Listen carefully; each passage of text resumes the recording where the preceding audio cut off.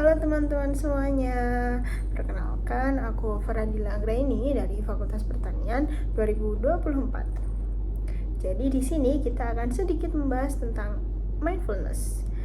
Kalian pernah nggak sih merasa kebingungan saat kebanyakan tugas, saat kebanyakan organisasi yang harus kita jalani? Pernah nggak sih merasa kayak stres banget aku? Pasti pernah merasa semua kan? Jadi mari kita simak video berikut ini biar kita tahu cara bagaimana mengatasi itu semua. Jadi apa sih mindfulness itu? Mindfulness itu adalah bagaimana cara kita menikmati hidup hari ini, bukan memikirkan tentang masa lalu yang sudah kita selesaikan ataupun memikirkan masa depan yang belum tentu itu juga terjadi. Jadi saat kita belajar, kita fokus belajar, saat kita organisasi, kita fokus organisasi, dan kita tidak memikirkan hal-hal yang tidak perlu difikirkan. Jadi itu istilah dari mindfulness. Jadi kalau kalian tanya apa sih manfaat dari mindfulness itu? Jadi manfaat dari mindfulness itu banyak, apalagi di kehidupan mahasiswa kita.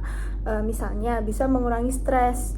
Kenapa sih bisa mengurangi stres? Karena ya mindfulness itu kita fokus pada diri kita di hari ini, tidak memikirkan yang lalu ataupun yang yang akan datang. Jadi kita bisa meminimalisir pikiran-pikiran negatif tentang kehidupan kita di hari esoknya. Terus yang kedua, bisa meningkatkan fokus kita, yaitu tadi karena memang mindfulness ini mengajarkan kita untuk fokus terhadap diri kita di hari ini. Jadi kita akan lebih fokus mengerjakan hal-hal yang sudah ada di depan mata, bukan memikirkan hal-hal yang sudah terjadi ataupun yang masih akan terjadi dan belum tentu terjadi. Terus apa saja sih tantangan-tantangan dari mindfulness ini?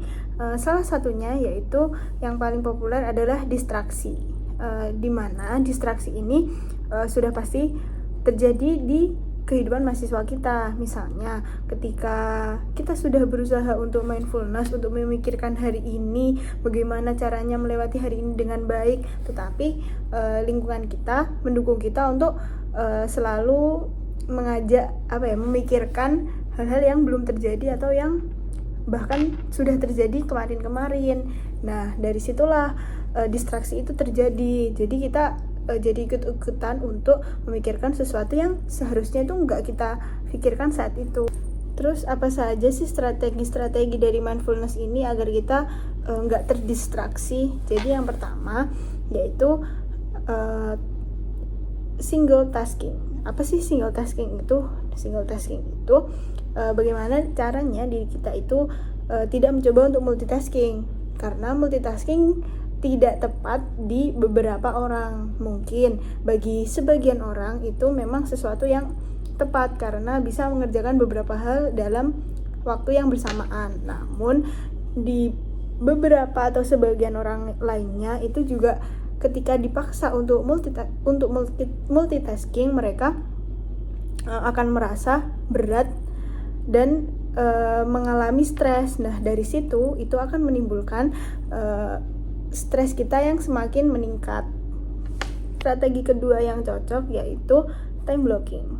Time blocking ini bisa disebut dengan pembagian waktu yang sesuai dengan diri kita masing-masing. Mungkin kalau dari aku, time blocking itu mungkin bisa 25 menit belajar, 5 menit istirahat, dan dilanjutkan dengan 45 menit belajar kembali.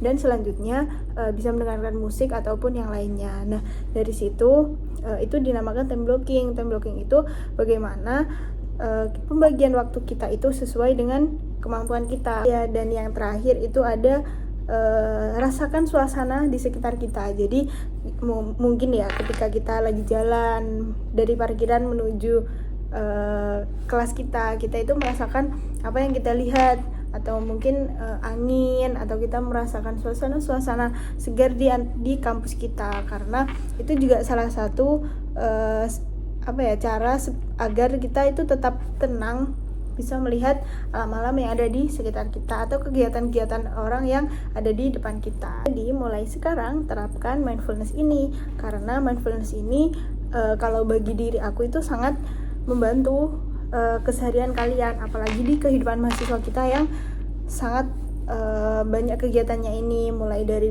kita harus tetap fokus belajar, kita harus join organisasi agar kita bisa mengembangkan diri kita sendiri, ataupun kita juga harus mengatasi bagaimana stres kita merindukan kegiatan atau orang-orang yang ada di rumah.